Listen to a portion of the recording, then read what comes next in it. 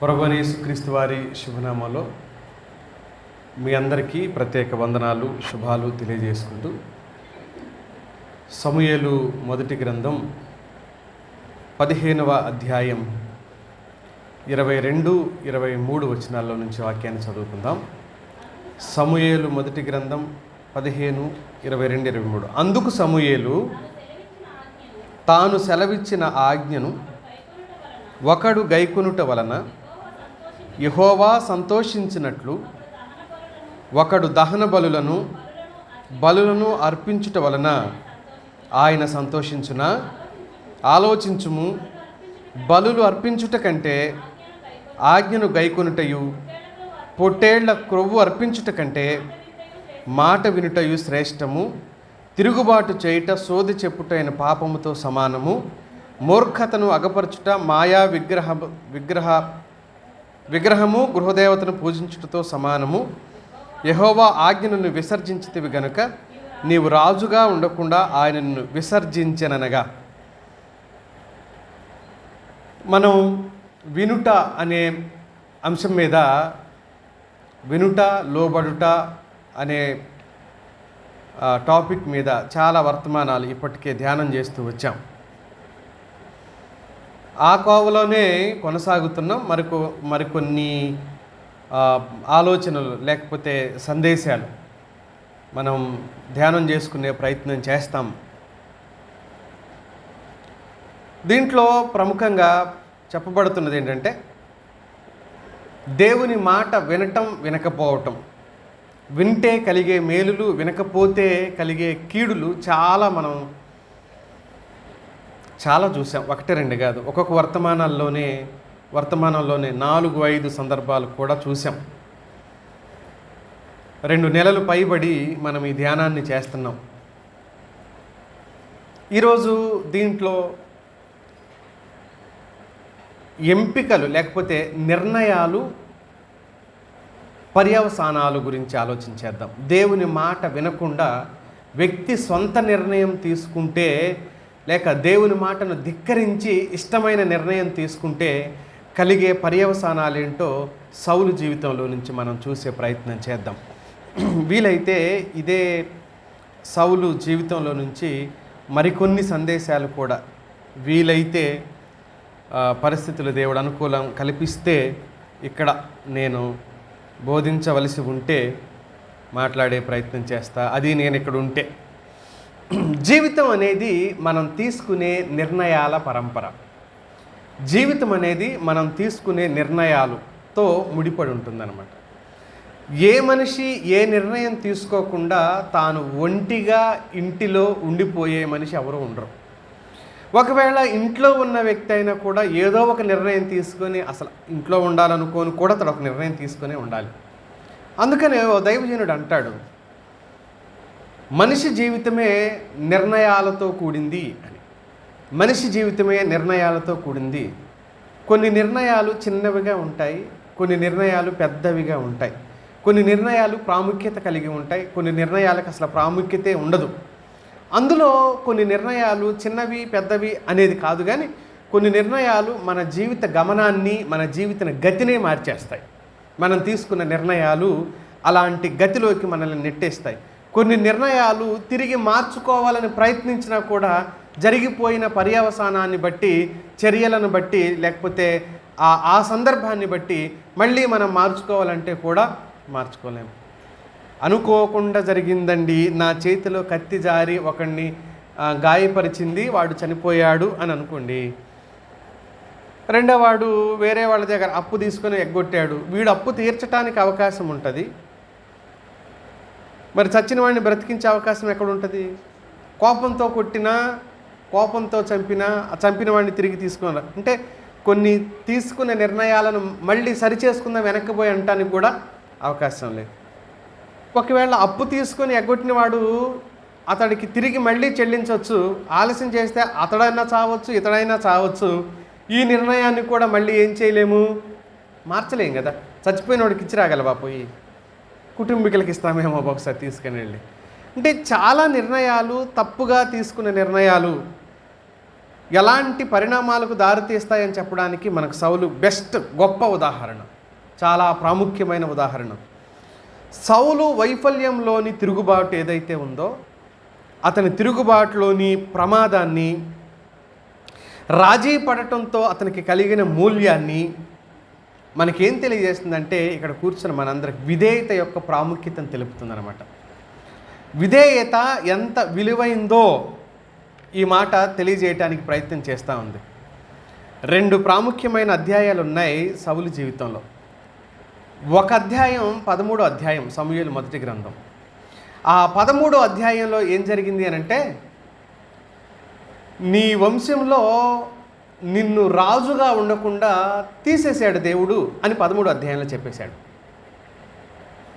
15వ అధ్యాయంలో ఒక విషయం ఉంది. అక్కడేముంది అనంటే, నీ సింహాసనాన్ని నీ దగ్గర నుంచి దేవుడు ఏం చేశాడు, తీసేశాడు అని కూడా చెప్పాడు. 2 ప్రాముఖ్యమైన అధ్యాయాలు. ఒక అధ్యాయంలో అతని వంశంలో ఉన్న రాజరికం తొలగించబడింది. రెండవది 15వ అధ్యాయంలో అతని సింహాసనాన్ని అతడు ఏం చేశాడు అంటే కోల్పోయే ప్రమాదకరమైన పరిస్థితి అతనికి కలిగినట్లుగా ఈ భాగంలో మనం చూస్తాం.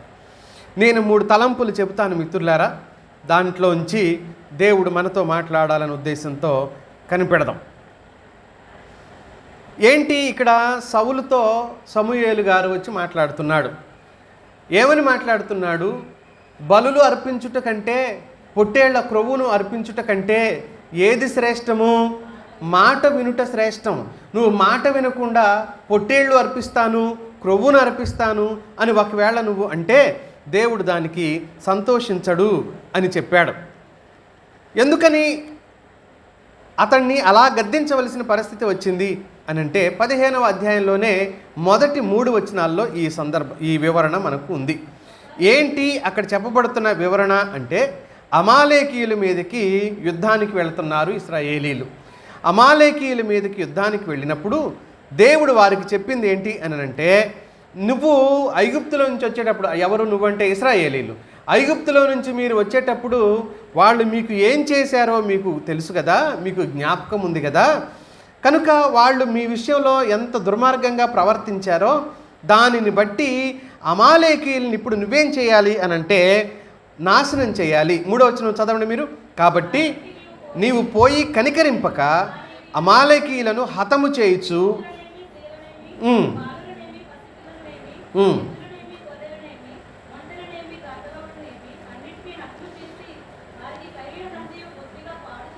సమస్తాన్ని అమాలేకీయుల్ని పాడు చేయండి, నిర్మూలన చేయండి అని చెప్పాడు. అమాలేకీయులు ఎవరనంటే ఏశావు సంతతికి చెందిన వారే అయినప్పటికీ, ఎదోమీయ సంతతికి చెందిన వారే అయినప్పటికీ వాళ్ళు కలిసి లేరు, విడివిడిగానే ఉంటారు. ఈ అమాలేకీయులు ఏం చేశారంటే, ఇశ్రాయేలీలు ఐగుప్తు నుంచి వస్తున్న సందర్భంలో వీళ్ళు ఇంత జనం మన పట్టణంలోంచి లేక మన దేశంలోంచి పోతే మన దేశాన్ని పాడు చేస్తారు, మన మీద యుద్ధం చేస్తారని వీళ్ళు సమాధానంగా వెళుతున్నా కూడా వీళ్ళ మీద యుద్ధానికి వచ్చారు. ఎలా వచ్చారు తెలుసా? దొంగల్లాగా వచ్చారు యుద్ధానికి, దొంగచాటుగా వచ్చారు యుద్ధానికి. దొంగచాటుగా ఎలా వచ్చారో తెలుసా? వీళ్ళు ఇలా ముందే వెళ్తూ ఉంటే వెనక నుండి వచ్చి వెనక ఉన్న వాళ్ళందరినీ చంపేశారు. సాధారణంగా 100 మంది, 200 మంది, 1000 మంది నడిచి వెళ్తున్నారు అనుకోండి, వెనక ఎవరు నడుస్తుంటారు? దాదాపుగా బాగా నడవలేని వాళ్ళు కదా, అనారోగ్యంతో ఉన్నవాళ్ళు, నడుము నొప్పులు, మోకాళ్ళ నొప్పులు, చిన్నపిల్లలు, బాలింతలు, కడుపుతో ఉన్నవాళ్ళు, వృద్ధులు, వీళ్ళే కదా వెనకొచ్చేది. వాళ్ళందరం చంపేశారండి. కనికరం లేకుండా మొత్తాన్ని నరికి చంపేశారు. ఈ విషయాలు మనం ద్వితీయోపదేశకాండం 25వ అధ్యాయం, నిర్గమాకాండము 17వ అధ్యాయంలో వారి ప్రస్తావన మనం చూస్తాం. చదవనక్కర్లేదు, నేను మరింత వివరణ రేపు చెప్పడానికి ప్రయత్నం చేస్తా. నేను ఇదే విషయాన్ని చెప్పానుగా, నేను ఉంటే కొనసాగిస్తానని కూడా, రేపు కానీ ఆ తర్వాత కానీ ఉంటే కొనసాగిస్తా. ఇదే టాపిక్, ఏది వాక్యాన్ని విని పాటించాలి అనే అంశం మీదే నేను మాట్లాడతా. ఇంకా ఎక్కడికి వెళ్ళినా కొంతకాలం దీని మీద మాట్లాడటానికి దేవుడు నాకు ప్రేరణ ఇచ్చాడు, నాకు వాక్యం ఇచ్చాడు కనుక నేను దీన్నే మాట్లాడతా. ఆ రోజు అమాలేకీయులు వెనక నుంచి వచ్చి అస్సలు కనికరం లేకుండా వాళ్ళందరిని నరికి చంపేశారు. అప్పుడు దేవుడు చూసి చాలా బాధపడ్డాడు, దుఃఖపడ్డాడు. దేవుడు వారితో అన్నాడు ఈ మాట, ఈ భూమి మీద అమాలేకి అనేవాడు ఉండకూడదు, ఒక రోజుకి వాళ్ళని నాశనం చేసేస్తాను అన్నాడు దేవుడు.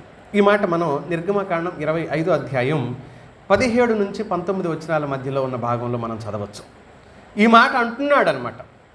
ఒకవేళ ఎవ్వరు కూడా ఈ భూమి మీద ఉండటానికి వీల్లేదు, ఇది జాతినే నిర్మూలన చేయమని చెప్పేశాడు. చెడును దేవుడు ఉదాసీనంగా చూడడు. ఎప్పుడు చెడును దేవుడు చూసి చూడనట్టుగా వదిలేసే ప్రసక్తే లేదు. దేవుడు చాలా స్ట్రిక్ట్గా ఉంటాడు. ఎంత స్ట్రిక్ట్గా ఉంటాడు అని అంటే, ఇశ్రాయేలీలే దేవుని మీదకు తిరుగుబాటు చేస్తే ఎన్ని గోత్రాలు వాళ్ళు? 12 గోత్రాలు. 12 గోత్రాల్లో నుంచి వాళ్ళు తప్పు చేసిన, వాస్తవానికి మొదటి వాడెవరు? రూబేను. జ్యేష్ఠుడు అంటారు రూబేను. కానీ దేవుడు జ్యేష్ఠుడిగా ఎంచుకుంది ఎవరిని అని అంటే యూదా అని ఎంచుకున్నాడు. ఎందుకు ఇలా ఎంచుకోవాల్సి వచ్చింది అని అంటే, అరణ్యంలో జరిగిన ఒక సంఘటన.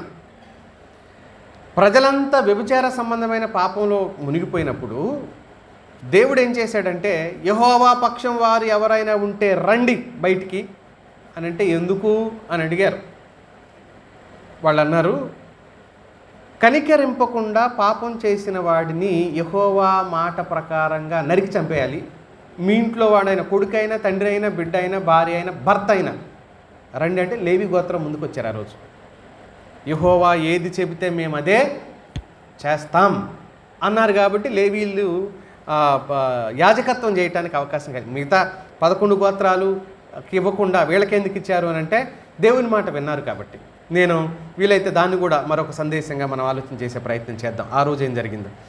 ఇలా దేవుని మాట ధిక్కరించిన వాళ్ళుగా అమాలేకీయులు, దేవుణ్ణి దుఃఖపరిచిన వారుగా అమాలేకీయులు ఉన్నారు. ఇక్కడ చాలామందికి ఒక ప్రశ్న రావచ్చు, అదేంటండి జాతిని మొత్తాన్ని నిర్మూలన చేస్తారా దేవుడు అని అంటే, కానీ దేవుడు చూసే కళ్ళతో విషయాన్ని మనం చూడగలిగితే మనకు సమస్యగా అనిపించవచ్చు, కానీ కొన్ని విషయాలు దేవుడికి సమస్యగా అనిపించకపోవచ్చు. లేక మనకు అర్థం కాని విషయాలు మర్మంగా మనకు అనిపించవచ్చునేమో, కానీ దేవునికి అర్థం కాని విషయాలంటూ ఒకటి ఉండదు. ఆ విషయాన్ని మనం జ్ఞాపకం చేసుకోవాలి. తాను ఇచ్చిన జీవితాన్ని దేవుడు తిరిగి తీసుకోగలడు. ఎవరు ఎంతకాలం ఉండాలో దేవుడు నిర్ణయించగలడు. అంతేకాదు, ఎవరు ఎప్పుడు వెళ్ళిపోవాలో కూడా, మనకిష్టమైన వాళ్ళైనా కావచ్చు, మన ఇంట్లో నుంచి తీసుకుని పోగలడు.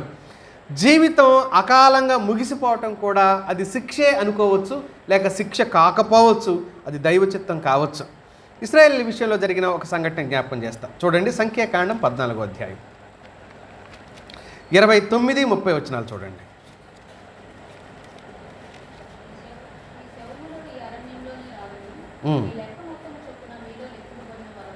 మీ శవములు అరణ్యంలోనే రాలును. మాట వినలేదుగా, తిరుగుబాటు చేశారుగా.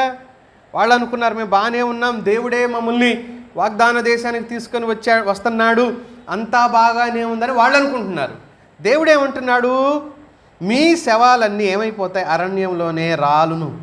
మీ లెక్క మొత్తం చొప్పున మీలో లెక్కించబడిన వారందరూ, అనగా 20 ఏండ్లు మొదలుకొని పైప్రాయం కలిగి నాకు విరోధంగా సణిగిన వారందరూ ఏమవుతారు? రాలిపోతారు అన్నాడు దేవుడు. అందరూ రాలిపోతారు. సరే, యెహోషువ కాలేబులు ఉంటారని తర్వాత వచ్చిన వాళ్ళు చెప్పాడు. మొత్తం రాలిపోతారు. తన వాళ్ళైనా దేవుడు క్షమించడు. క్రమమే ఆయన. ఒప్పుకుంటే క్షమిస్తాడు, క్షమించడు అని అంటే క్షమించడా అని కాదు నా ఉద్దేశం. వీళ్ళు ఒప్పుకునే స్థితిలోకి రాలేదు, వీళ్ళు ఒప్పుకునే స్థాయిలోకి రాలేదు. అహంభావంతోనే వీరు తమ కాలాన్ని వెళ్ళబుచ్చిన వారుగా మనకు లేఖనాల్లో కనబడుతున్నారు. మిత్రులారా, అహంభావంతోనే ఆలోచించారు, అహంభావంతోనే మాట్లాడారు. మాట ధిక్కరించిన వారి గురించి మాట్లాడుతూ గద్దిస్తూ హోషే గ్రంథంలో ఓ గొప్ప మాట, లేకపోతే భయంకరమైన మాట చెప్పాడు. 9వ అధ్యాయం 12 నుంచి 14 వచనాల వరకు ఉన్నమాట. ఎవరైతే మాట ధిక్కరించిన వారు ఉన్నారో వాళ్ళని ఏం చేస్తాడంటే 2 రకాలుగా చెప్పాడు. మీ పిల్లలు చచ్చిపోతారు, మిమ్మల్ని పిల్లలు అసలు పుట్టరండంలా, పుట్టిన వాళ్ళు మీ పిల్లలు చచ్చిపోయేలాగా చేస్తాను. నేను మిమ్మల్ని విడిచిపెట్టేస్తాను, నేను ఎవరినైతే విడిచిపెడతానో వాళ్ళకి ఏం కలుగుతుంది? శ్రమ కలుగుతుంది అని అన్నాడు. పిల్లలు పుట్టని వాళ్ళు కూడా కొంతమంది ఉంటారు. పిల్లలు పుట్టని వాళ్ళ గురించి కూడా లాస్ట్ లైన్లో ఇంకా భయంకరంగా చెప్పాడు. ఏమని చెప్పాడంటే, వాళ్ళకి పిల్లలు పుట్టరు. చదువుతారా ఆ లైన్ని?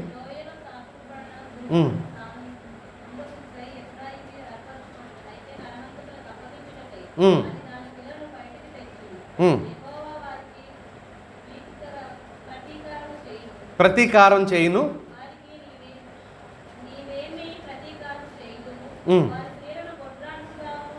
పిల్లలు పుట్టిన వాళ్ళని పిల్లలు పుట్టిన వారిగానే ఉంచేస్తాను. ఎండు రొమ్ములు గల వారిగా, అంటే పాలిచ్చే తల్లులుగా చేయను వాళ్ళని ఎప్పటికీ.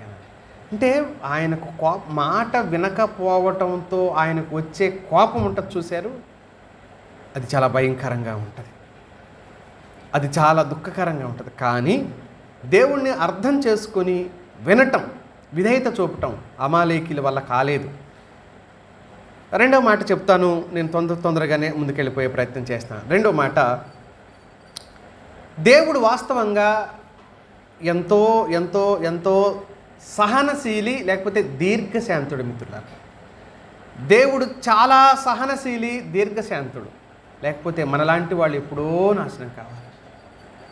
నాలాంటి వాడు ఎప్పుడో నాశనం అయిపోయి సంవత్సరాల తరబడి కావాల్సింది. కానీ ఆయన సహనం, ఆయన దీర్ఘశాంతం, రోమపత్రికలు అంటాడు చూడండి, ఆయన సహనము దీర్ఘశాంతము మారు మనసు పొందుటకు నేను ప్రేరేపిస్తున్నా కూడా, 2వ అధ్యాయంలోన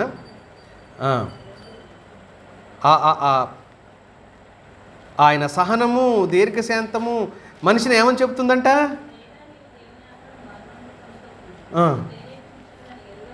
ఎరుగక ఆయన అనుగ్రహైశ్వర్యమును, 4వ వచనంలో సహనమును దీర్ఘశాంతమును తృణీకరించుతావా అంట. చల్లండి, నీ కాఠిన్యము మారు మనసు పొందని నీ హృదయమును నువ్వు ఒకరోజు ఖచ్చితంగా నిలబడాల్సిందే దేవుడి దగ్గర అంటున్నాడు. ఖచ్చితంగా ఆయన దగ్గర నిలబడాల్సిందే. 2వ అధ్యాయం 4వ వచనం కదా. కనుక రోమపత్రిక 2వ అధ్యాయం 4వ వచనంలో పాత నిబంధనలో ఉన్న ప్రస్తావనలు తీసుకొని వచ్చి చెప్పిన సందర్భాలు మిత్రులారా, ఆ సందర్భాలు గుర్తించడానికి మనం ప్రయత్నం చేద్దాం. అమాలేకీల విషయంలో దేవుడు అంటున్నాడు. మళ్ళీ ఇప్పుడు సమూయేలు గ్రంథంలోకి ఎడిదిరిగి వచ్చి మనం సమూయేలు మొదటి గ్రంథం 15వ అధ్యాయంలోకే వస్తాం. 18వ వచనంలో అక్కడ ఒక మాట ఉంది చూడండి. మరియు యెహోవా నిన్ను సాగనంపి నీవు పోయి పాపాత్ములైన అమాలేకీలను నిర్మూలము చేయుము, వారు లయమగు వరకు వారితో యుద్ధము చేయమని సెలవీయగా, నీవు ఎందుచేత యెహోవా మాట వినక దోపుడు మీద ఎగబడి ఆయన దృష్టికి కీడు చేసితివి. నువ్వు ఎందుకు ఎగబడి కీడు చేస్తున్నావు? ఏమి వినలేదన్నాడు? యెహోవా మాట వినక, యెహోవా మాట వినక. అమాలేకీయులు యేసావు కాలంలోంచి ద్వితీయోపదేశకాండం అక్కడ వచ్చే వరకు 300 సంవత్సరాలు దాటిపోయింది. 300 సంవత్సరాలు ఎప్పుడో దాదాపు 400-500 సంవత్సరాలు. అక్కడి నుంచి సౌలు కాలం వరకు ఇంకా సంవత్సరాలు దాటిపోయింది. అంటే ఆ రోజు ఐగుప్తు దగ్గర నుంచి లెక్క పెట్టుకుంటే ఒకవేళ ఇక్కడ వరకు మనకు లెక్క దాదాపుగా 400-500 సంవత్సరాలు వస్తుంది. దేవుడు పాపాత్ములని తెలిసినా వీళ్ళని ఎంతకాలం ఓపిక పట్టి ఉంటాడు మిత్రులారా? బహుశా మనకు నచ్చని వాళ్ళ మీద, మనకు గిట్టని వాళ్ళ మీద ఓపిక పడితే ఎన్నిసార్లు ఓపిక పడతాం మనం? బాగా భక్తులం కాబట్టి ఎంతో కొంత మనం 4 సార్లు, ఒక 5 సార్లు పోనీలే అంటాం. 6వసారి ఏమంటాం? ఏం మాట్లాడుతాను అనమా? ఎన్నిసార్లు నోరు మూసుకుంటాము? నీకేం నోరు ఉందా? నాకు లేదా నోరు? నువ్వు దేవుణ్ణి నమ్మినావు, నేను దేవుణ్ణి నమ్మినాను. మహా అంటే నువ్వు 10 అంటావేమో, నేను 2 అయినా అనలేనా? తెలుసులే మీ నాన్న సంగతి తెలుసులే అంటే మన తిట్లు ఇక అంతకు మించి ఏం మాట్లాడగలం? మీ అమ్మ సంగతి తెలుసులే, ముందు నువ్వేం చేసినావో తెలుసులే, నాకు చెప్పారులే, మీ వాడలో చెప్పారు, మీ వీధిలో చెప్పారు, ఏం మాట్లాడుతున్నాను అనమా? కనీసం ఆ మాత్రం అంట. కానీ ఆ మహాదేవుడు 100 సంవత్సరాలు వారు పాపాత్ములు అన్న విషయం తెలిసిన తర్వాత కూడా ఆపేశాడు. కానీ వారి పాపం పండింది. ఇక్కడ సౌలుతో చెబుతున్నాడు, ఇశ్రాయేల్ రాజుతో, నువ్వు వాళ్ళని పూర్తిగా ఏం చేయాలి? నిర్మూలన చేయాలి. సౌలు వెళ్ళాడు వాళ్ళ మీద యుద్ధానికి. 15వ అధ్యాయంలోనే 4 నుంచి 7 వచనాలు చదవనక్కర్లేదు. వాళ్ళని నాశనం చేయండి అన్నాడు దేవుడు. వారందరినీ సర్వనాశనం చేసేశారు. అయితే నాశనం చేసిన తర్వాత సౌలు ఏం చేశాడు ఒకసారి చూస్తారా? దేవుడు చెప్పిన మాట చేశాడు. 8-9 వచనాల్లో ఏం జరిగిందో చూడండి. అమాలేకీల రాజైన అగగును ప్రాణముతో పట్టుకుని జనులందరినీ కత్తి చేత నిర్మూలం చేసెను. సౌలును జనులను కూడి అగగును గొర్రెలలోను ఎడ్లలోను క్రొవ్విన గొర్రె పిల్లలు మొదలైన వాటిలో నుంచి మంచి వాటిని నిర్మూలం చేయక కడగా నుంచి పనికిరాని నీచ పశువులన్నింటినీ నిర్మూలం చేశారు అనే మాట. సౌలు విశ్వాస సాహసాన్ని తన సొంత సాహసంగా తయారు చేసుకున్నాడు. సొంత సాహసంగా మాత్రమే కాకుండా స్వంత నిర్ణయానికి దిగాడు. అతని విషయాన్ని, దేవుడు చెప్పిన పనే చేసిన విషయాన్ని పూర్తిగా తన చేతుల్లోకి తీసేసుకున్నాడు. దేవుడు ఏం చెప్పాడు? సర్వము ఏం చేసిరండి మీరన్నాడు? నిర్మూలన, నాశనం చేసేసిరండి. అది ఒక శాపగ్రస్తమైన ప్రజ, అది ఒక శాపగ్రస్తమైన ఆస్తి, అది శాపగ్రస్తమైన సంపద, సర్వం నాశనం చేసిరండి అని అన్నాడు. నాశనం చేశాడు, కానీ మంచి మంచి వాటిని కొన్నింటిని ఉంచుకున్నాడంట. ఆయన మంచి వాటిని కొన్నింటిని ఉంచుకున్నాడంట. వెంటనే విషయం ఎప్పుడూ కూడా దైవిక సంబంధమైన విషయాలను మన చేతుల్లోకి ఎప్పుడు తీసుకోకూడదు. మన నిర్ణయాలలోకి ఎప్పుడు తీసుకోకూడదు. మన ఇష్టాలలోకి ఎప్పుడు తీసుకోకూడదు. మన కన్నులకు కనబడితే ఇలా చేస్తే మంచిగా అవుతుంది అని మనం ప్లాన్ చేయకూడదు. దేవుడు ఏం చెప్పాడో అదే చేయాలి. అక్కడ నష్టం కలిగినా కూడా ఏం చేయాలి? దేవుడు చెప్పిందే చేయాలి. దేవుడు తర్వాత ఏం చేస్తాడో ఆయనకే వదిలేయాలి. ఇలా వదిలేస్తే మనకేదో నష్టం కలిగిపోతుంది. ఇప్పుడు అది శాపగ్రస్తమైంది అని చెప్పిన తర్వాత ఈయన కడగా ఉంచింది కాక సమూయేలు వచ్చి అడిగినప్పుడు ఏం చెప్పాడు గుర్తుందా మీకు? అంతా చేసేసావా అంటే ఏమన్నాడు ఈయన?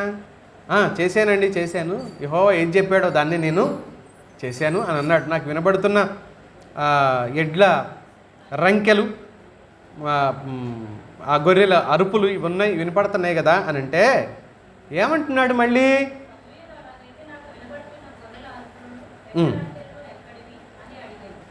సరే, విషయానికి వద్దాం.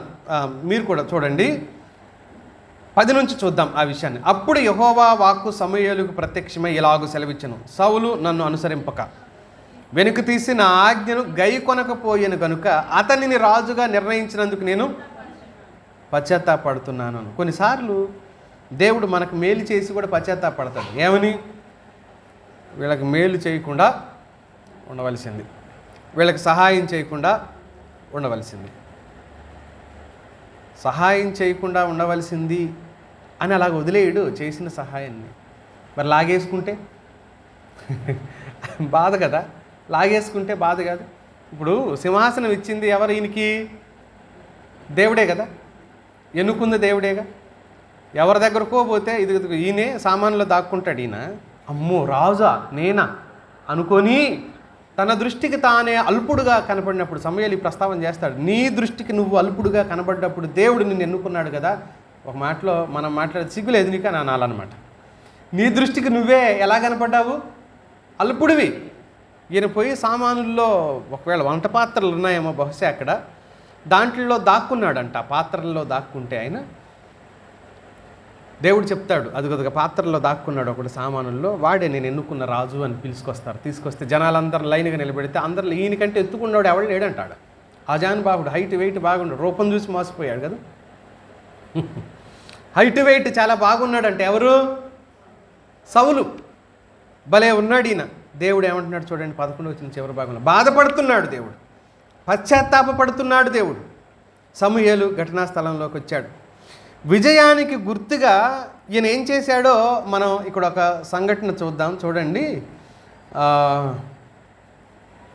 12వ వచనంలోకి రండి. ఉదయమున సమూయేలు లేచి సౌలును ఎదుర్కొనుటకు పోగా సౌలు కర్మెలునకు వచ్చి అక్కడ జయసూచకమైన శిలను నిలిపి తిరిగి గిల్గాలునకు పోయిన సమాచారం విన్నాడు. సౌలు అక్కడ లేడు, గిల్గాలకు వెళ్ళిపోయాడంట.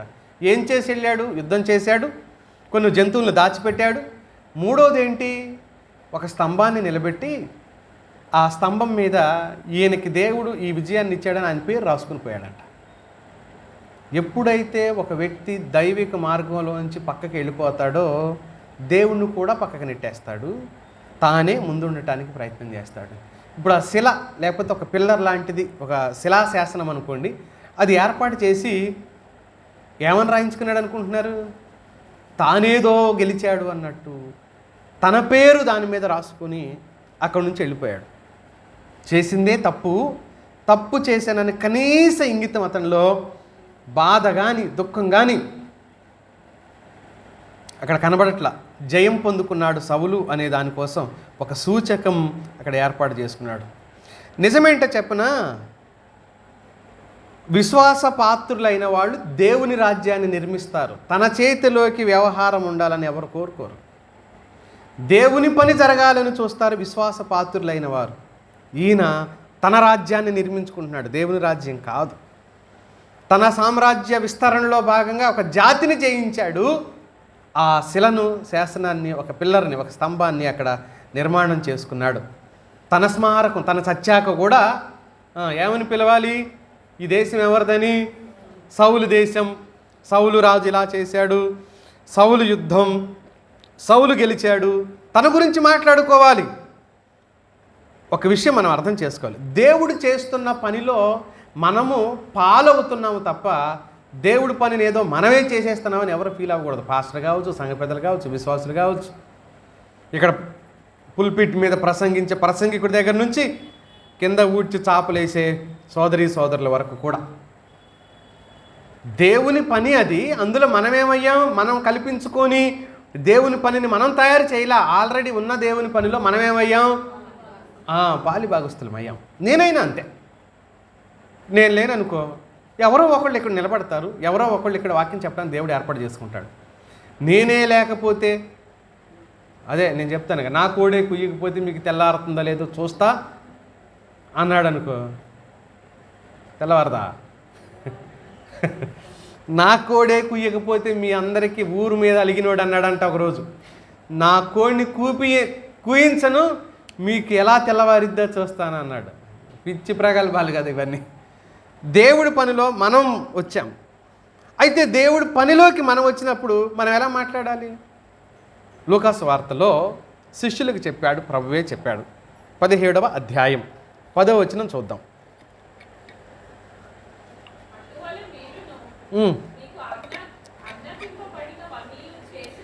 ఆజ్ఞాపించబడినవన్నీ ఒకవేళ మీరు చేసిన తరువాత అప్పుడు ఆయనతో ఏమనాలి? నాయనా, మేము నిష్ప్రయోజకులమైన దాసులము, చేయవలసినవే చేశాం తప్ప మేము ఎక్స్ట్రా ఏం చేయలేదు, మేము చేయవలసింది చేశాం, థ్యాంక్ యూ ప్రభువా, వెళ్ళిపోతున్నాం అని చెప్పాలి. అంతకు మించి మా దగ్గర ఏమీ లేదు నాయనా, అంతకు మించి మేము చెప్పడానికి కానీ మాట్లాడడానికి కానీ మా దగ్గర ఏదీ లేదు ప్రభువా అని చెప్పాలి. కానీ ఈయనేం చేశాడంటే తన పేరు మీద ఒక శిలాశాసనాన్ని ఏర్పాటు చేసుకున్నాడు. తన పేరు తర్వాత తరాల వాళ్ళు మాట్లాడాలి అని అతడు కోరుకున్నాడు. తన పేరే ప్రజ్వరిల్లాలి అని అతడు ఆశించాడు. అదే చేశాడు రాజైన సౌలు. 15 అధ్యాయంలోని 13 నుంచి 15 వచనాల వరకు ఉన్న భాగంలో ఉన్న విషయాన్ని చదువుతున్నాను, గమనించండి. 13 నుంచి, తరువాత సౌలు నొద్దకు రాగా సౌలు, యెహోవా వలన నీకు ఆశీర్వాదం కలుగునుగాక, యెహోవా ఆజ్ఞను నెరవేర్చితిని. ఓ నీ నెరవేర్చితిని చల్లగుండా. ఊరికి ఇది రెండోసారి చెబుతున్నాడు ఈయన. ఏమని? నేను యెహోవా వాక్కును నెరవేర్చితిని అప్పుడు అంటున్నాడు ఈయన 14లో సమూయేలు. అలాగైతే నాకు వినపడుచున్న గొర్రెల అరుపులు, ఎడ్ల రంకెలు ఎక్కడివి అని అడిగిన. అందుకు సౌలు, ఓహో అదే అంటే ఆయన అడగకపోతే నేను చెప్పేవాడు కాదు. ఓహో అదే అని, అమాలేకీయుల యొద్ద నుండి జనులు వాటిని తీసుకుని వచ్చిరి, నాకు వీటితో ఎలాంటి సంబంధం లేదు. అయినా కూడా మంచే జరిగింది. ఏంటంటే మంచి, వీటిని ఏం చేద్దాం? యెహోవాకు బలి అర్పించుటకు జనులు గొర్రెల్లోను ఎడ్లలోను మంచి వాటిని ఉండనిచ్చిరి, మిగిలిన వాటిని మేము నిర్మూలన చేసాంగా, ఇవి మంచివేగా. ఎవరికివి? దేవునికి లంచం ఇవ్వాలనుకున్నాడు. దేవునికి పాపపు సొమ్ములో నుంచి తెచ్చి దేవునికి లంచం ఇచ్చి దేవుణ్ణి సంతోషపరచాలనుకున్నాడంట ఈ వ్యక్తి. పాపపు సొమ్ములో నుంచి ఇచ్చి దేవుణ్ణి సంతోషపరచాలనుకుంటే దేవుడు సంతోషపడేవాడు కాదు, దేవుడు దానిని బట్టి ఆనందించేవాడు కాదు. ఈ విషయం అతడు గుర్తించలేకపోయాడు. మత సంబంధమైన ఆచారాలలోకి వెళ్ళిపోతున్నాడు ఈయన. మత సంబంధమైన ఆచారంలోకి వెళ్ళిపోయాడు. జరిగిన దానికి సౌలు విషయాన్ని సైనికుల మీదకి నెట్టేశాడు. దీంతో నాకు ఎలాంటి సంబంధం లేదు, నాకు ఎలాంటి సంబంధం లేదు, సైనికులు చేశారు. అప్పుడు మళ్ళీ సమూయేలు మాట్లాడుతున్నాడు, నీవు మాట్లాడ పని లేదు, ఏం మాట్లాడు, నోరు మూసుకో అంటున్నాడు అనమాట. నువ్వు మాట్లాడ పని లేదు, యెహోవా రాత్రి నాతో మొత్తం చెప్పాడు, అదేంటో నీకు చెప్తా వినుమని సౌలుతో అనగా, సౌలు చెప్పు ఏం చెప్పాడో చెప్పు అంటున్నాడు. అందుకు సమూయేలు ఇందాక అన్నాను, నీ దృష్టికి నువ్వు పనికి మాలిన వాడిగా. ఎవరి దృష్టికి? ఎవరు? అసలు జనాలందరూ అనుకున్న సంగతి పక్కన పెట్టు. సాధారణంగా జనాలు అనుకుంటున్నా కూడా మనం ఏమనుకుంటాం, నా సంగతి తెలియదు అంటాం. జనాలు ఎన్ని అనుకుంటున్నా కూడా మన గురించి వాళ్ళు మంచోళ్ళేంటి, వీళ్ళు మంచోళ్ళేంటి, ఆ వెనకోడు మంచోడేంటి, ఆ ముందున్నోడు మంచోడేంటి, నా సంగతి తెలియదు, మీకు ఏమనుకుంటున్నారు, ఎందుకులో వదిలిపెడుతున్నా. కానీ ఇక్కడ సంగతి ఏంటి? సౌలు తన దృష్టికి తానే ఎలా కనబడుతున్నాడు? ఒక యూస్లెస్ ఫెలోగా, నిరుపయోగమైన వాడిగా తన దృష్టికి తానే కనపడుతున్నాడు. ఇక మరి జనాల దృష్టికి ఇంకెంత కనపడతాడు చూడండి. ఆ టైంలో ఇశ్రాయేలీయుల గోత్రములకు శిరస్సు వైతివి, యెహోవా నిన్ను ఇశ్రాయేలు మీద రాజుగా అభిషేకించెను, మరియు యెహోవా నిన్ను సాగనంపి నీవు పోయి పాపాత్ములైన అమాలేకులను నిర్మూలన చేయుము, వారు లయమగు వరకు వారితో యుద్ధం చేయమని సెలవీయగా, నీవు ఎందుచేత యెహోవా మాట వినక దోపుడి మీద ఎగబడి ఆయన దృష్టికి కీడు చేసితివని నేను. పాపం చేయడానికి ఏం చేశారంటే వీళ్ళు ఎగబడ్డారంట. దేవుని మాటకు విరుద్ధంగా మాట్లాడటానికి, దేవునికి విరుద్ధంగా ఆలోచించటానికి, దేవుని వాక్కుని ధిక్కరించడానికి వీళ్ళు ఏమయ్యారని చెప్తున్నట్టు దేవుని వాక్యం. ఎగబడ్డారంట, ఎగబడి కీడు చేశారు. దేవుడు సంపూర్ణ విధేయతను ఆశిస్తాడు. దేవుని ఆజ్ఞల్ని సౌలు ఎంతగా మార్చేశాడు అంటే, మార్చేశాడు అనే దానికంటే ఎంతగా తనకు అనుకూలంగా మలుచుకున్నాడో మనం ఈ సందర్భంలో చూడొచ్చు. తనకు అనుకూలంగా మలుచుకున్నాడు. చాలామంది వాదిస్తారు వాక్యాలతో, అక్కడ అది ఉందో చూడు, ఇక్కడ ఇది ఉందో చూడు. అవును, చాలామంది వాదిస్తారు వాక్యంతో, అక్కడ అది ఉందో చూడు, మాకు తెలియదు ఏంటి అది ఉందని. అంటే వాళ్ళకు అనుకూలంగా నాతో ఒప్పించడానికి ఒక పనికి మాలిన పని చేసుకుంటూ కూడా ఈ పని ఎందుకు చేశావు అని ఒకవేళ మనం అడిగామనుకో, మత్తయి సువార్త, యోహాను సువార్త, మత్తయి సువార్త, యోహాను సువార్త మేము చదవలేదేంటి, నేను చెప్పేదేంటి, ఇప్పుడు నువ్వు నాకు తిరిగి చెప్పేదేంటి? నేనేం చెప్తున్నాను, ఏది తప్పో ఏది ఒప్పో చెబితే నా తప్పు ఒప్పు, దేని ప్రకారంగా ఒప్పు? నా తప్పు పలానా పత్రికది, మార్కు సువార్తది, మార్కు పత్రికది, రోమా పత్రికది, పలానా అధ్యాయంలో ఉంది చూడు, అక్కడ ఉంది కాబట్టి. అంటే నీకు నచ్చిన వాక్యాలను ఆల్రెడీ తీసి పెట్టుకుంటే దొంగలు ఏం చేస్తారో తెలుసా? మనం దొరికినప్పుడు ఎలా తప్పించుకోవాలో వాళ్ళ దగ్గర కొన్ని ప్రణాళికలు ఉంటాయి. ఆ ప్రణాళికల ప్రకారంగా బైబిల్లో వాక్యాలను దొంగిలించి వీళ్ళు ఎక్కడైనా దొరికిపోతే వీళ్ళు తప్పించుకోవడానికి దేన్ని ఆధారం చేసుకుంటారు? ఇప్పుడు వాక్యాన్ని ఆధారం చేసుకుంటారు. మత్తయి సువార్తలో లేదా? ఉంటుంది, మత్తయి సువార్తలో ఉంటుంది. కానీ నువ్వు చేసిన పనికిమాలిన పనిని సమర్థించడానికి లేదు మత్తయి సువార్తలో ఉన్న వాక్యం. నువ్వు చేసిన పనికిమాలిన పనిని సమర్థించడానికి ఉండదు వాక్యం. ఈయన తాను చేసిన తప్పుని కప్పిపుచ్చుకోవడానికి మత సాంప్రదాయాలను వాడటానికి ప్రయత్నం చేశాడు. ఒకసారి అంటే బలులు అర్పిస్తాను, ఈ బలులు అర్పిస్తే దేవుడు హ్యాపీ అవుతాడు అనేది ఒక మాట అయితే, రెండో మాట ఏంటంటే దేవుడు చెప్పిన ఆజ్ఞల్నే తనకు అనుకూలంగా మలుచుకోవడానికి తాను చేసిన తప్పు అసలు తప్పు అనుకోవటం లేదు. సౌలు తాను చేసింది తప్పు అనుకోవటం లేదు. యెహోవా ఆజ్ఞను నేను నెరవేర్చాను అంటున్నాడు. వెంటనే సమూయేలు ఏమన్నాడు, నాకు వినపడే గొర్రెల అరుపులు ఎక్కడివి, ఎద్దుల రంకెలు ఎక్కడివి అంటే అవి దేవుడి కోసమే, నా కోసం కాదు అని అన్నాడు. చాలా తెలివిగా ప్రయత్నిస్తూ ఉంటారు.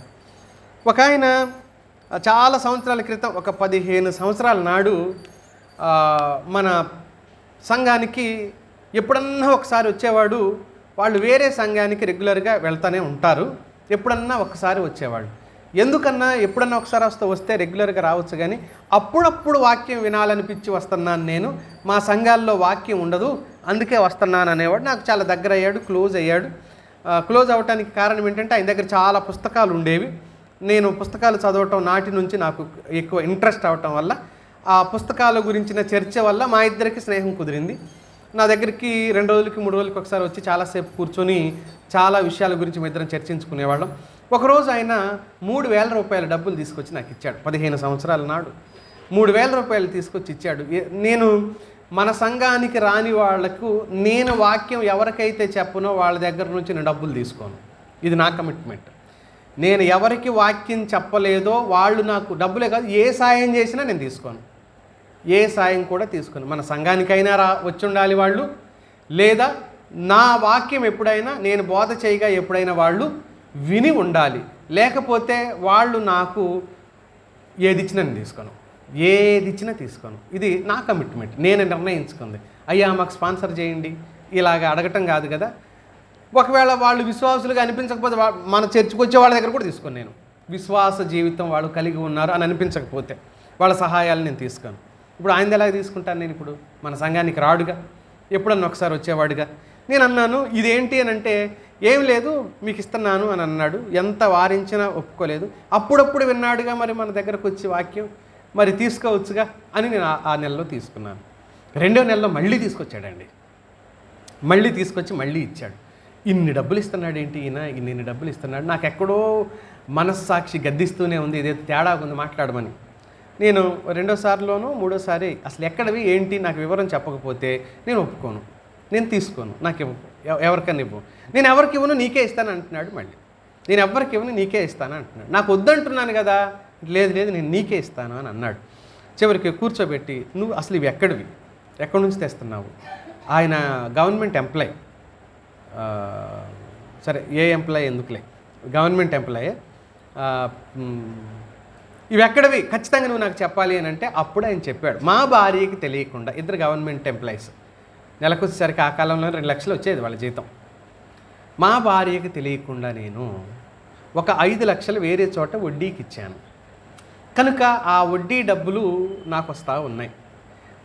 ఆ వడ్డీ డబ్బుల్ని మొత్తం దేవుడు వడ్డీకి ఇవ్వద్దని చెప్పాడుగా, ఆ వడ్డీ డబ్బుల్ని నేనే మొత్తం తినేసాను అనుకో, ఆ శిక్షకు నేను పాత్రుడిని అవుతానని భయమేసి ఎవరికి ఇవ్వాలి, ఎవరికి ఇస్తే ఇది బ్యాలెన్స్ అవుద్ది. ఇప్పుడు తూనిక కాట 2 రాళ్ళు సమానంగా ఉంటే కాట సమానం అవుతుంది కదా, ఎవరికి ఇస్తే బాగుంటుంది? నా దోషం కొట్టివేయబడాలంటే ఒక నీతిమంతుడిని ఎన్నుకొని వాడికి ఇచ్చాను అనుకో, అప్పుడు నా పాపం కొట్టివేయబడుతుందని నీకు ఇస్తున్నా, నువ్వు తీసుకోకపోతే నా పాపం కొట్టివేయబడతాడు ఆయన. నువ్వు తీసుకోకపోతే నా పాపం కొట్టివేయబడదు అని. ఇప్పుడు ఆయన డబ్బులు నాకు ఇస్తే ఆయన పాపం కొట్టివేయబడిద్దా? చేసిన పాపాన్ని ఒప్పుకుంటే కొట్టివేయబడుతుంది, కానీ లంచాలు ఇచ్చినట్టు కాదు ఇదంతా. అప్పుడు నేను అన్నాను, ఓరి నాయన 3 నెలల నుంచి ఇస్తున్నావు కదా నాకు ఈ సొమ్ము, నాకు ముందే తెలిస్తే తీసుకోకపోదును. 9,000 తిరిగి కడదామంటే ఎప్పుడు కట్టాలి, నేను ఎప్పుడు ఇవ్వాలి 9,000? అప్పుడు నాకు 6,000 ఏది నెల జీతం, నేను 9,000 అంటే 1 నెలన్నర జీతం తిరిగి ఇవ్వాల్సిన పరిస్థితి. అరే ఎంత పని పొరపాటు చేశానని చెప్పి నేను పశ్చాత్తాపడి, సరే నేను చేయాల్సింది పరిహారం ఏదో నేను చేసేసుకున్నాను, అది అయిపోయింది. అతను మలుచుకున్నది ఏంటి? దేవుడు చెప్పినా సరే దాన్ని ఏంటి కొట్టివేసే ప్రక్రియ అంట. ఇలాగే చాలామంది దొంగతనాలు చేసి దాంట్లో నుంచి దాన ధర్మాలు చేయటం అనమాట. దొంగతనాలు చేసి దాన ధర్మాలు చేస్తే ఏమవుద్దంట? చేసిన దొంగతనం ఏమైద్ది? కొట్టివేయబడిద్దా? ఇలా వాక్యాలని తమకు అనుకూలంగా మార్చుకునేవాళ్ళు, అనుకూలంగా మలుచుకునేవాళ్ళు చాలామంది ఉన్నారు. సౌలు అలాంటి వాడే. తాము చేసిన తప్పుల్ని సమర్థించుకోవడానికి చాలామంది దేవుని వాక్య భాగాలను ముందుకు తీసుకొచ్చి, ఇదిగో ఇక్కడ ఇలా ఉంది కదా, అందుకే నేను ఇలాగ చేశాను అని చెప్పటం ఎంత పాపం ఆలోచించండి మిత్రులారా ఒకసారి. అది ఎంత తప్పుగా పరిగణించబడుతుందో ఆలోచించేయండి. దేవుని ఆజ్ఞను ఇతడు మీరాడు అని వాక్యం చెబుతుంది.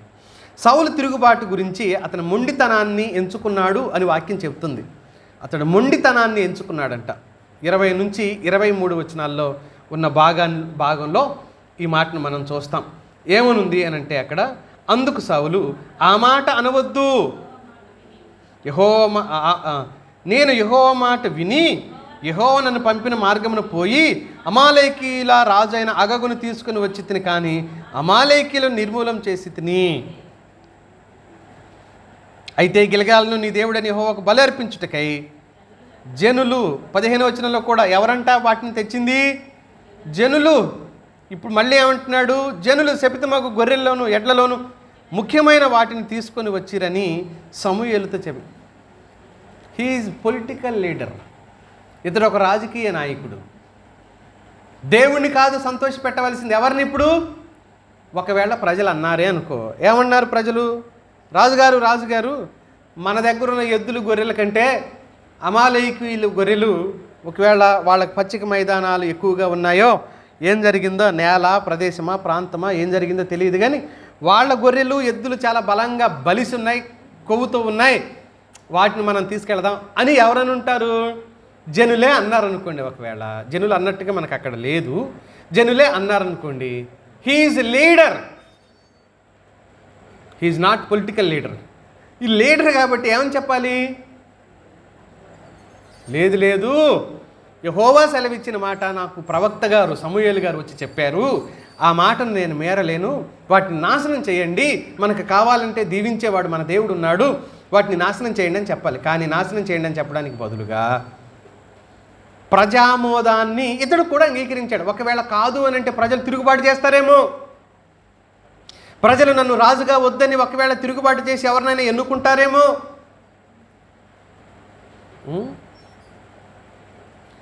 అసమర్థుడికి అందలం ఇచ్చినట్లయింది కదా. అసమర్థుడికి అందలం ఇచ్చారు. ప్రజల్ని సంతోషపెడుతున్నాడు. ఆ స్థానాన్ని ఇచ్చిన దేవుణ్ణి సంతోషపెట్టడం కాదు కదా, అసలు ఆ ఆలోచనే మానేశాడు. 22లో చూడండి, అందుకు సమూయేలు, తాను సెలవిచ్చిన ఆజ్ఞను ఒకడు గైకొనుట వలన యెహోవా సంతోషించున్నట్లు ఒకడు దహన బలులను అర్పించుట వలన ఆయన సంతోషించునా? ఆలోచించుము. బలులు అర్పించుట కంటే ఆజ్ఞను గైకొనుటయు, పొట్టేళ్ల క్రొవ్వు అర్పించుట కంటే మాట వినుటయు శ్రేష్టం. ఏది శ్రేష్టమో చెప్పేశాడు. బలులు అర్పించటం కాదు. అసలు తిరుగుబాటు సోది చెప్పే పాపంతో సమానమని చెప్పాడు. మూర్ఖత అగపరచుట మాయా విగ్రహాలను పూజించుటతో సమానమని చెప్పాడు. దేవునికి కావలసింది ఏంటంటే విధేయత, అవిధేయత కాదు. మనం వినటం, విధేయత చూపించే విషయంలో దేవుడు చాలా శ్రద్ధగా చూస్తాడు మనల్ని. వింటున్నాడా, విధేయత చూపిస్తున్నాడా అని దేవుడు మనల్ని కనిపెడతాడంట. దైవికమైన మాట ఒకటి మన మనసులోకి చేరితే, మనకు విషయం తెలిసిన తర్వాత ఒక సహోదరుడు చెప్తున్నాడు, మరి నువ్వు చేసింది తప్పుగా అని అంటే ఆయన అంటున్నాడు, ఒకసారి మీరు కూడా వీడియోలు చూసి ఉంటారు, ఆయన అంటున్నాడు నువ్వు తప్పు చేసావు కంటే ఆయన అంటున్నాడు, బైబిల్లో తప్పు చేయని వాళ్ళు ఎవరున్నారు? బైబిల్లో తప్పు చేయని వాళ్ళు ఎవరున్నారు? యేసుక్రీస్తు తప్పు చేయని వాళ్ళు ఎవరున్నారు? అందరూ తప్పు చేసిన వాళ్ళే కదా, నేను కూడా తప్పు చేశాను అన్నాడు ఆయన. నిజంగా తప్పు జరిగిందే అనుకో, మనిషివి కాబట్టి జరిగిండొచ్చు. ఏం చేయాలి? వెంటనే ఆ వ్యక్తి పశ్చాత్తాపపడాలి, దేవుని దగ్గర క్షమాపణ వేడుకోవాలి, పొందుకోవాలి. కానీ దాన్ని తిరుగుబాటు చేయటం. ఇంకొక ఆయన అన్నాడు, అది తప్పుగా, నువ్వు చేసింది తప్పుగా అని అంటే ఆయన ఇలాగ అన్నాడంట, నువ్వు నోరు మూసుకున్న తప్పు నువ్వు వేలెత్తి చూపించేంత సీన్ లేదు, నా లెక్క నేను చెప్పుకుంటానులే అన్నాడంటే. ఇక ఎవరి లెక్క ఆడు చెప్పుకుంటే చర్చికి ఎందుకు రావాలి? ఇంట్లో ఉండి చెప్పుకోలేమా? లెక్కలు నేర్చుకుంటే సరిపోద్ది, వాక్యం ఎందుకు నేర్చుకోవాలి? ఎవరి లెక్క వాడు చెప్పుకోగలిగినప్పుడు ఏమి నేర్చుకోవాలి మనం? లెక్కల దేవుడికి అప్పు చెప్పేటప్పుడు లెక్కలు నేర్చుకోవాలా? ఏమి నేర్చుకోకూడదు? ఇకప్పుడు వాక్యం నేర్చుకోవాల్సిన అవసరం లేదు. ఇకప్పుడు మనకి లెక్కలు నేర్చుకుంటే మంచిగా అందరికి లెక్కలు వచ్చినాయి అనుకో, దేవుడికి లెక్కలు చెప్తాం, తీసివేతలేయో కుడికిలేయో చెప్తాం. ఎంత బుద్ధి లేని మాటలు చూడండి, ఎంత బుద్ధి లేని మాటలు చూడండి. నేను నా లెక్క నేను చెప్పుకుంటాను, నన్ను అడగవద్దు, కానీ నేను మిమ్మల్ని అడుగుతా అన్నాడంట. మీరేం చేయాలో చెప్తా, మీరు ఎలా ఉండాలో చెప్తా, కానీ మీరు మాత్రం నన్ను ఏం చేయొద్దు, అడుగు. నాకు ఈ మాట విన్న తర్వాత మరి ఏం లెక్కలు రా ఆయన, దేవుని సన్నిధిలో ఇంత ఘోరంగా మాట్లాడితే వీళ్ళు బోధకులు, పాస్టర్లు, ఆత్మీయులు, వాక్యం తెలిసిన వాళ్ళు ఏ ఘాటిలో కట్టేయాలి వీళ్ళని, ఏ లెక్కలోకి తీసుకోవాలి వీళ్ళని అర్థం కాదు. మూడో మాట చెప్తాను చూడండి. మూడవ మాట, చివరి మాట. దేవుని మాట వినకుండా, లోబడకుండా ఈరోజు మనలను అడ్డుకుంటున్నది ఏంటి? దేవుని మాట వినకుండా, లోబడకుండా ఈరోజు మనల్ని అడ్డుకుంటుంది ఏంటి? ఈ అధ్యాయం చదివిన తర్వాత నాకు తెలిసినవి 2 విషయాలు, నాకు అర్థమైనవి 2 విషయాలు.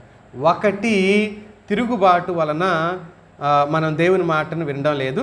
రెండవది, మొండితనము లేకపోతే మూర్ఖత్వం వలన దేవుని మాటను వినటం లేదు అని నాకు ఈ వాక్యం చదివిన తర్వాత అర్థమైంది. సౌలుది విధేయత అన్నట్లుగానే ఉంది, కానీ అది పూర్ణ విధేయత కాదు, పాక్షిక విధేయత అంటాం దాన్ని. అమాలేకీల్ని నాశనం చేయమన్నాడు, అన్నాడా దేవుడు? అన్నాడు. నాశనం చేశాడా? చేశాడు. కానీ సమూల నాశనం చేశాడా? అది సమస్య. చెప్పింది చేశాడు, చెప్పింది చేశాడు, కానీ ఎంత కోల్పోయాడు అని అంటే, నాకు కొన్ని సందర్భాలు జ్ఞాపకానికి వచ్చినప్పుడు చాలా నవ్వనిపిస్తూ ఉంటుంది. ఈయన కోల్పోయింది ఎలా ఉందో చెప్పనా? ఎంత విలువ కోల్పోయాడు చెప్పనా?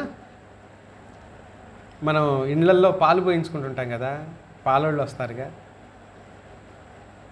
తెలివైనోడు పాలు పోయించుకుంటున్నాడంట. రోజు గిన్నె తెచ్చాడంట.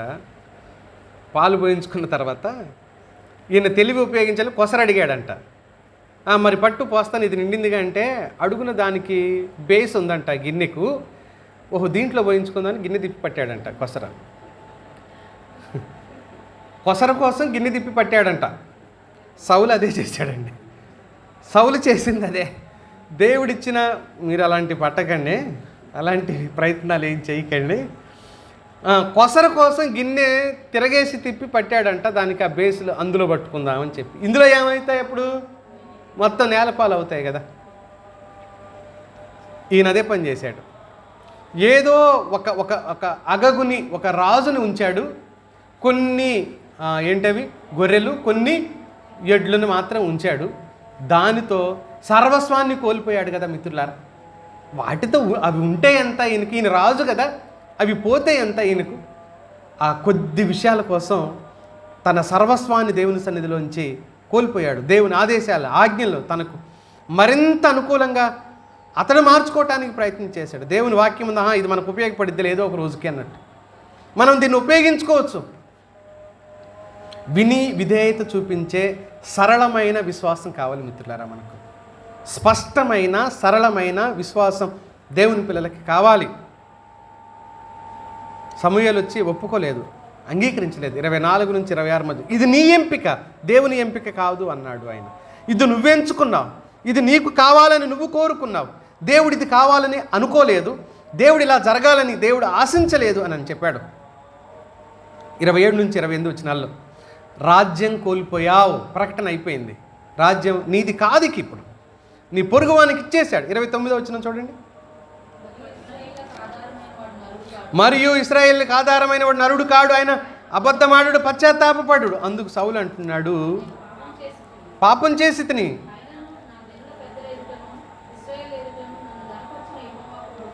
టెంకి గట్టిది అనమాట. ఇంది కాస్త టెంకి కొద్ది గట్టిది, బుర్ర కొద్ది గట్టిది. మళ్ళీ ఏమంటున్నాడు? జనాల దృష్టికి నేను చీప్ అయిపోతాను, నువ్వు నన్ను ఇంత గట్టిగా అంటే, జనాల మధ్యలో మన ఇద్దరి మధ్యలో దేవుడికి నాకు కూడా మంచి సంబంధం ఉన్నట్టుగా నన్ను గనపరచు వచ్చి, మీ రాజు చాలా గొప్పోడు, యుద్ధంలో గెలిచాడని చెప్పు వచ్చి అంటున్నాడు.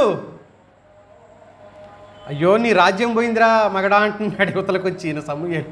నీ రాజ్యం పోయింది, నీ వంశం పోయింది,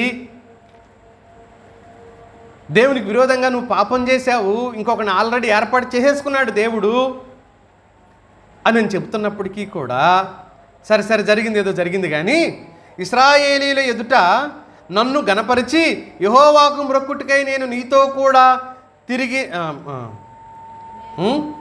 నేను పోగా నాతో కూడా తిరిగి రమ్మని అతనితో వేడుకొనినందున సమూయేలు తిరిగి సౌలు వెంట వెళ్ళెను. ఏం జరుగుతుంది అసలు? ఈయన దుర్మార్గపు బుద్ధి బాగుందంటారా? మతపరమైన కట్టుబాట్లు ఆచారాల కంటే విధేయతనే దేవుడు కోరుతున్నాడు. కట్టుబాట్లు ఆచారాలు, కొన్ని ఆచారాలు, ఇప్పుడు ముఖ్యంగా సహోదరులు ముసుగు కంపల్సరీ చేసుకుంటాంగా. ఇప్పుడు ముసుగు వేసుకొని మనసులో ద్వేషం పెట్టుకుంటే మంచిదేనా?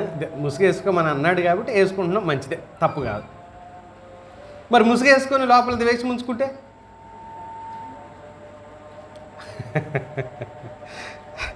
మీకు చాలా బాగా అర్థం అవుతుంది, కానీ ఎందుకో తర్వాత ఆలోచించరేమో. మీకు చాలా బాగా అర్థమవుద్ది. నేను చెప్పిన మాట అంత తొందరగా రిసీవ్ చేసుకోగలిగింది ఇక్కడ ఈ సంఘమే, తొందరగా అర్థం చేసుకుంది ఈ సంఘమే. పాటించడం దేవుడికి తెలుసు, కానీ తొందరగా అర్థం చేసుకుంది ఈ సంఘమే నాకు తెలిసినంతవరకు. నేను ఎంత డెప్త్కి వెళ్తే నాతో పాటు అంత డెప్త్కి వచ్చేసారు మీరు. సరే, పాటించడం మీకు దేవుడికి మధ్యలో, నేను మధ్యవర్తిని కాను కాబట్టి నాకు సంబంధం లేదు. ఏమంటున్నాడు? మళ్ళీ ఆచారాలు చేద్దాం, దా బలులు అర్పించుదాంరా అని. మరి నీ బలి సల్లగుండా నిన్ను ఇడిచిపెట్టేశాడు దేవుడు, నీతో లేడు దేవుడు అంటున్నాడు ఈయన. నిన్ను వదిలేశాడు దేవుడు, నీకు ఆయనకి విరోధం అయిపోయింది, నిన్ను ద్వేషించాడంటే, సరే జరిగింది ఏదో జరిగింది నాతో పాటు రా అంటున్నాడు. మళ్ళీ నేను నీ వెంట వస్తే ఇద్దరం కలిసిపోదాం. ఇప్పుడు గదిలో మాట్లాడుకున్నదంతా మనం కొట్టుకున్నాం తిట్టుకున్నాం అంతా అయిపోయింది, మళ్ళీ ముఖానికి పౌడర్ రాసుకుని జత వేసుకొని పోదాం బయటకు అన్నట్టు. జత వేసుకొని పోదాం అంటే వేషధారణ చేద్దాం రా అంటున్నాడు. మళ్ళీ ఎవరిని అంటున్నాడు? పైగా ప్రవక్తతో అంటున్నాడండి. ఎంత ధైర్యం ఈయనకి, ఎంత ధైర్యం. అందుకనే మనం వేషధారణ చేద్దాం రా, ఇద్దరం జత వేసుకొని పోదాం పా, మన ఇద్దరం బాగానే ఉన్నట్టుగా ప్రజల దగ్గర షో చేద్దాం రా అంటున్నాడు. కలిసిపోదాం రా అంటున్నాడు.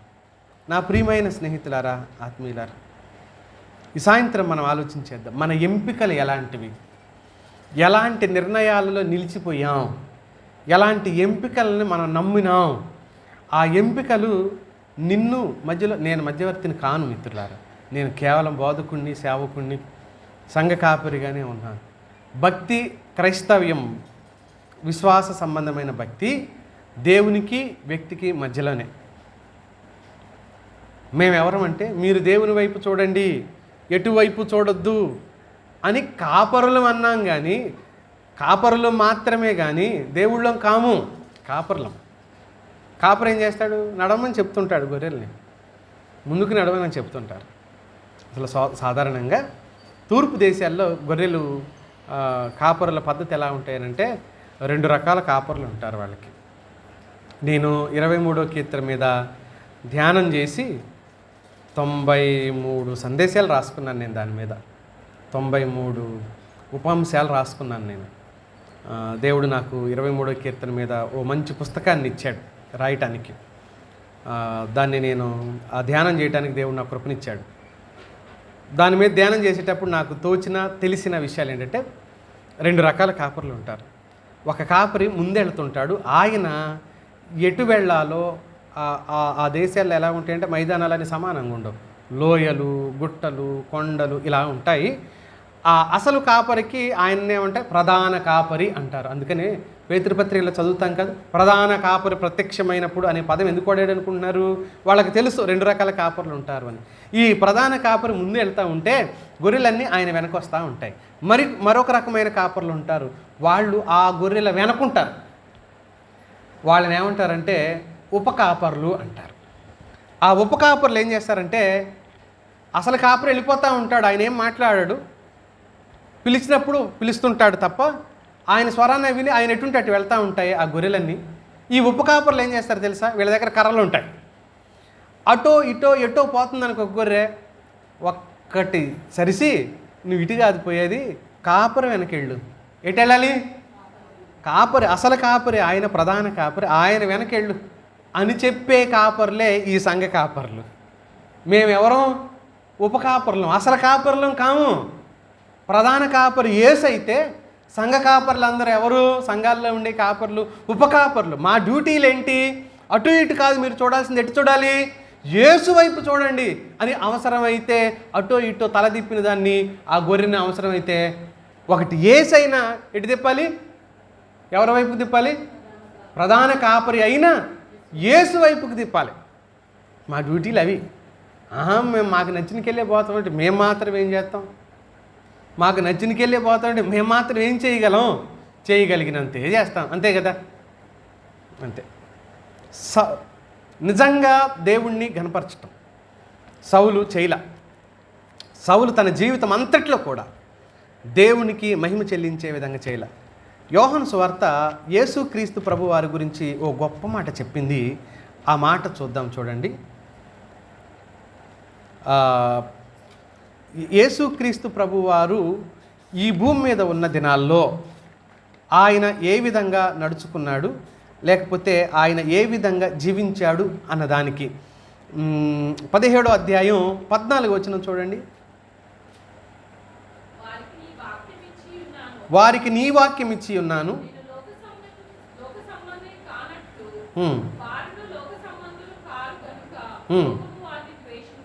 వారు లోక సంబంధులు కారు, నేను లోక సంబంధులు నేను కూడా లోక సంబంధిని కాను.